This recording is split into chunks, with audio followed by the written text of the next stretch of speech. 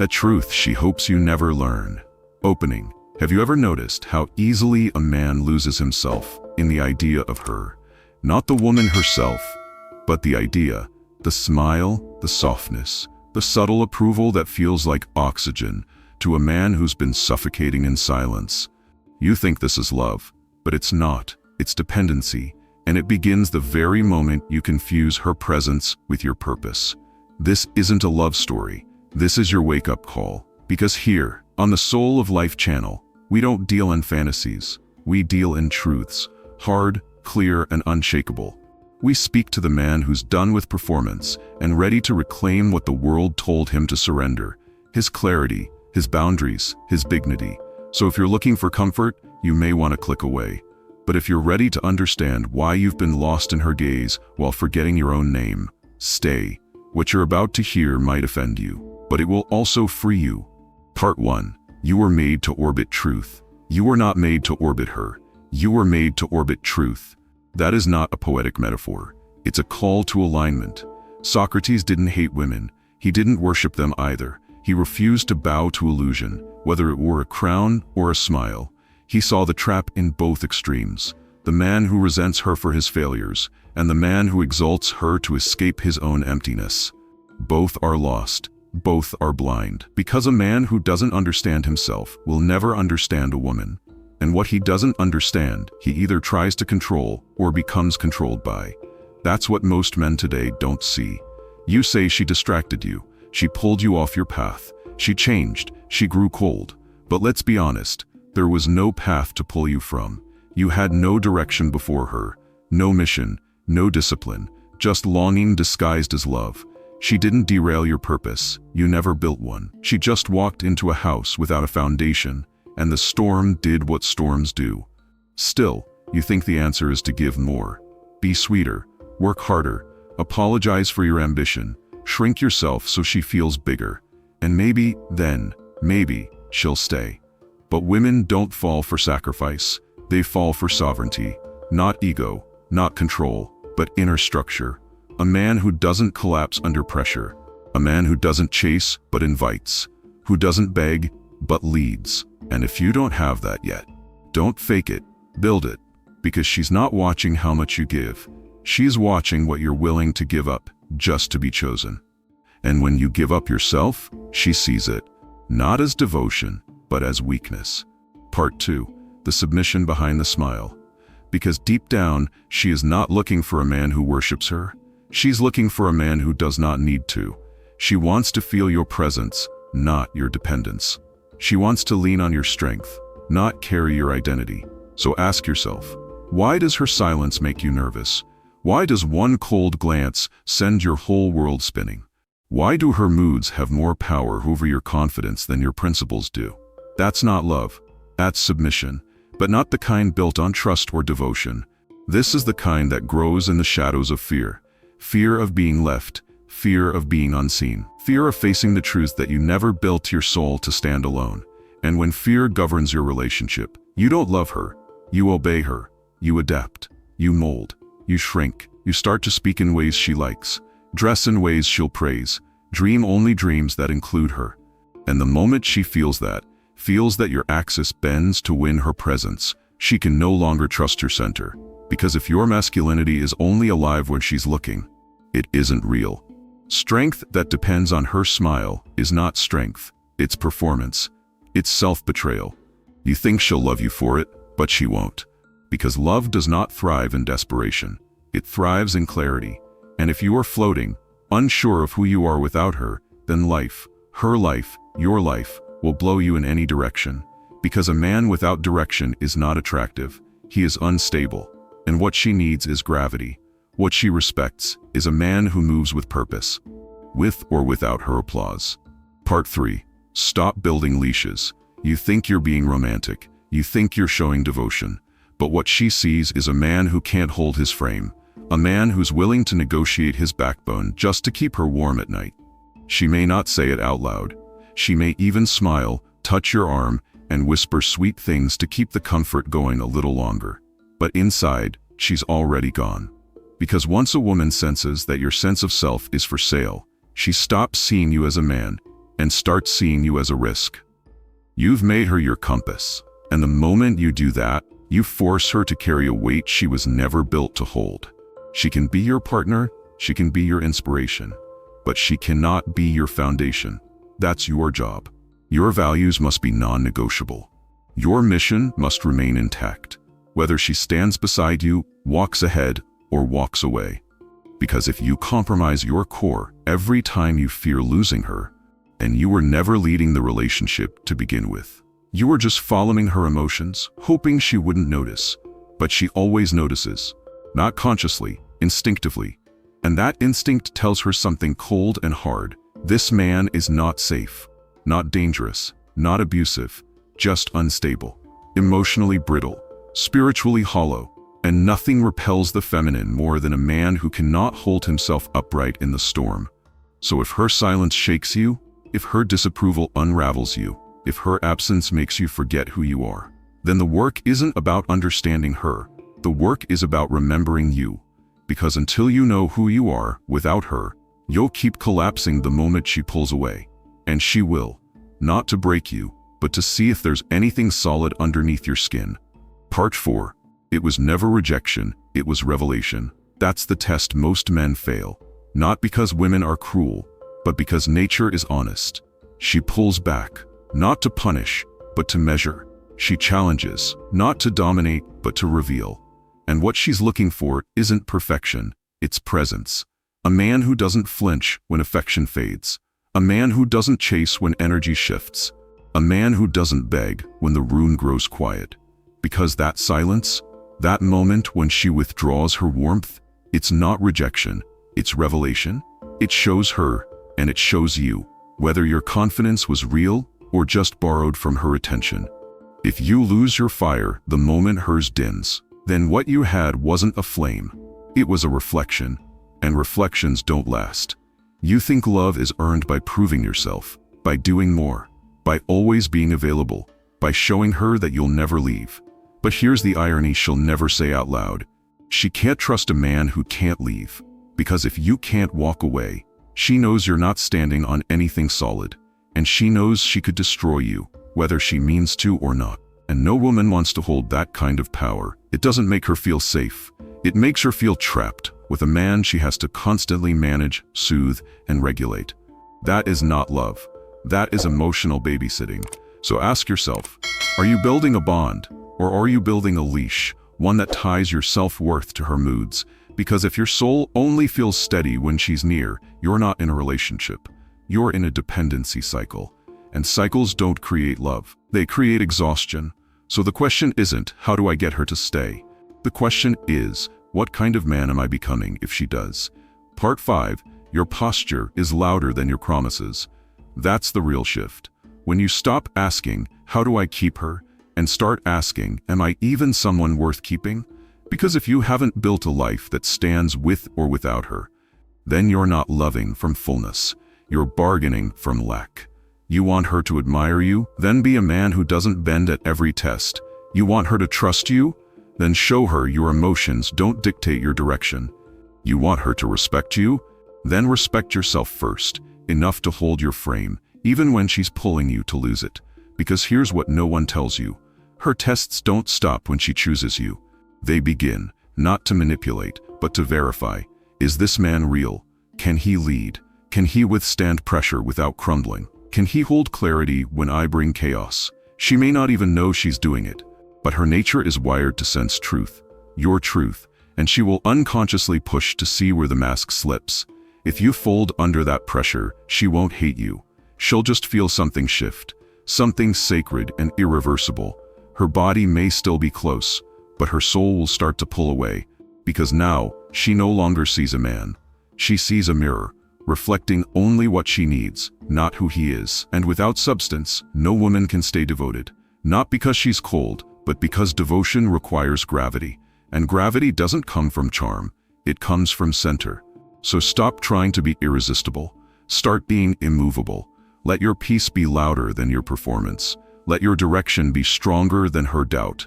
Because the truth is brutal and beautiful. She doesn't want to lead you. She wants to feel safe, following a man who knows exactly where he's going. Part 6. She doesn't want to lead you, but you can't lead if you're still chasing her approval. You can't protect her if you can't even protect your own integrity. And you certainly can't be her anchor if every word she speaks rocks your foundation. So here's the shift you must make. Stop asking, what does she want? Start asking, what is right? Right for your mission, right for your values, right for the man you're becoming. Because if your identity changes with her emotions, you're not in a relationship, you're in a performance, and every performance ends. She may clap for a while, she may even reward your script, but the moment she realizes it's not real, she leaves. Maybe not physically, but emotionally, spiritually, she's already gone. And now you're lost, not because she left, but because you never truly arrived. You never stood firm on something greater than her affection, and now that it's gone, you're left staring at a mirror with no reflection. Let that sting, because pain is not your enemy. Delusion is. The pain you feel when she withdraws is not punishment, it's exposure. It's showing you where you were never rooted to begin with. And this is the divine opportunity that most men miss. To stop chasing what you can't control and start building what no one can take. Your clarity, your courage, your command of self. Not to impress her, but to honor the man in the mirror. Because once you become that man, something changes. You stop needing her loyalty and start deserving it. Not through control, not through charm, but through unwavering presence. That's what she's been searching for all along. Not a prince to save her, but a king who doesn't need her to feel whole. Part 7. She aligns with strength, not need. And here's the paradox most men never understand. The less you need her, the more she can trust you. Not because you're distant, not because you're emotionless, but because your soul is anchored in something deeper than her approval. You don't flinch when she tests you. You don't chase when she pulls away. You don't compromise your core just to keep her smiling. And that, more than words, makes her feel safe. Because now she knows, you won't betray yourself just to please her. You won't bend your mission for her comfort. You won't silence your truth for her affection. You are not ice, you are fire. But not the kind that flickers for attention. You are the slow-burning flame that warms a room without begging anyone to notice. And if she joins you, she joins something real. Not a man who clings, but a man who chooses. Not because he's desperate, but because he's grounded. And when she feels that, truly feels that, her nature relaxes. The tests fade. The struggle dissolves. Not because she has changed, but because you have. You've become the man she doesn't have to mother, manage, or mold. You've become the man she can mirror, because your strength is no longer reactive. It's radiant. And in that radiance, she doesn't feel controlled. She feels held. So don't aim to win her. Aim to earn yourself. Because once you do, everything you were chasing starts chasing you. Part 8. The solitude that builds fire. But be warned, this path isn't glamorous. It's not filled with applause. It's not validated by likes or messages or warm embraces at the end of every day. It's filled with silence. Long, uncomfortable silence. The kind that reveals what you really think when no one's watching. And that's where your true strength is forged. Not in her arms, but in solitude. In those quiet hours when you realize no one is coming to rescue you from your own weakness. No woman, no mentor, no moment of inspiration, just you. And the question, will I build myself or betray myself again? Most men fold right there. They go back to chasing, back to bending, back to performing. But a few, very few stand. They stop trying to be everything to her, and they start becoming everything they were meant to be, with or without her. And that shift, that sacred internal shift, it's the moment you stop begging for her affection and start embodying your essence. And from that day forward, she feels something different. Your voice becomes quieter, but deeper. Your presence becomes still, but unshakable. You no longer react, you respond. You no longer grasp, you guide. And she knows, without you ever needing to say it, this man cannot be moved. Not by beauty, not by rejection, not even by the fear of being alone. Because he has already met himself in the fire and walked out whole. Part 9. From reflection to radiance. That's what makes you rare. Not the way you look, not the money you've made, not how well you speak or how often you win. What makes you rare is that you cannot be bought, bent, or broken by affection. You've taken back the power most men secretly hand away. The power to define their worth based on a woman's attention. You no longer ask, does she still love me? You ask, am I still walking in truth? Because when truth becomes your home, you stop chasing comfort. You stop needing her to make you feel like a man.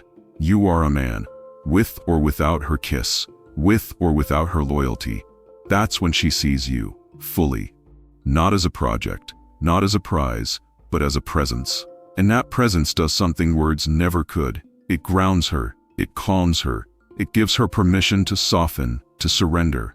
Not because she's weak, but because she finally feels safe in the gravity of a man who's done running from himself. You see, she's not testing your love, she's testing your foundation. She wants to feel that when the world shakes, you won't. And when she feels that, she aligns. Not because you demanded it, but because you earned it. She becomes warmer, more open, more feminine, not in submission, but in trust.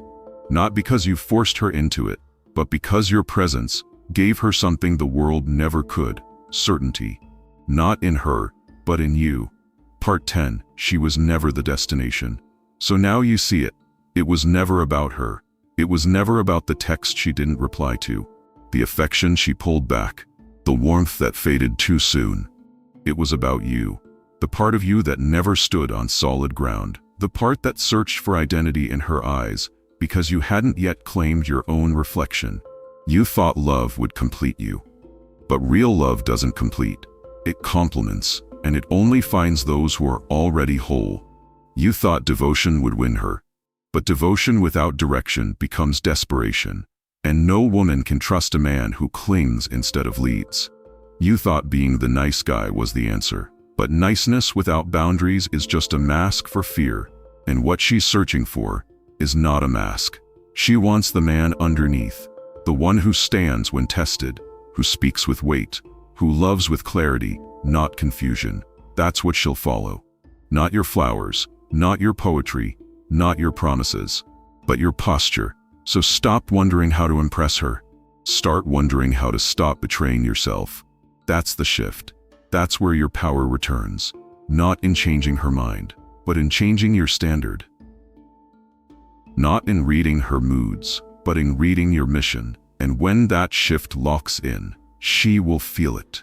In your silence, in your stillness, in the way your eyes no longer beg, but see. And if she's the right woman, she will rise to meet you.